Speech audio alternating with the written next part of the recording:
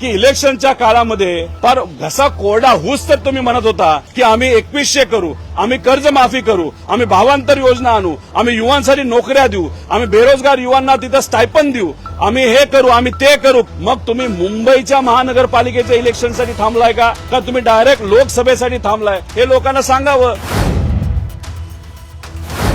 आमच्या सगळ्यांचं हेच मत आहे की जर तुम्ही इलेक्शनच्या काळामध्ये बोलला असता की आम्ही 1500 वरनं 2100 लाडक्या बहिणी योजनेचं मानधन करू, पण ते 2 वर्षानंतर सत्तेत आल्यानंतर करू, तर आम्ही मान्य केलं असतं. तुम्ही शेतकऱ्याला म्हणाला कर्जमाफी करतो, हे तुम्ही बोललात तर आहातच, पण तुम्ही तुमच्या जाहीरनाम्यामध्ये सुद्धा प्रिंट केलेलं आहे.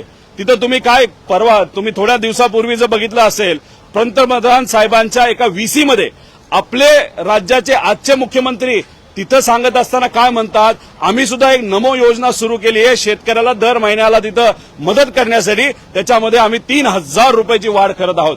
म्हणजे लोकांना फसवलं ते फसवलं, पण पंतप्रधान साहेबांच्या व्हीसी मध्ये तुम्ही पंतप्रधान साहेबांना सुद्धा फसवलं असं म्हणायचं का? त्याच्याचबरोबर दादा जे म्हणतात की मी बोललोच नव्हतो, पण तुमच्या जाहीरनाम्यामध्ये तुम्ही दिलं होतं की 1500 वरनं 2100 करणार आहात.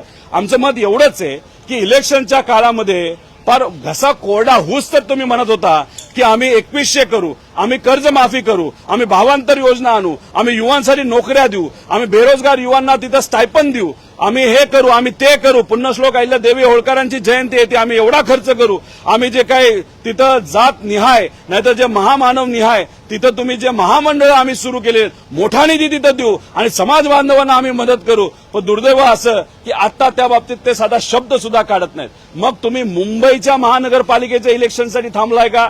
तिथं तुम्ही जिल्हा परिषद पंचायत समितीच्या इलेक्शनसाठी थांबलाय का तुम्ही डायरेक्ट लोकसभेसाठी थांबलाय? हे लोकांना सांगावं. म्हणजे जे काय तुम्ही करता फक्त इलेक्शनच्या आधी जुमला करता, इलेक्शन झालं तर मात्र लोकांना विसरून जाता असं आपल्याला म्हणावं लागेल.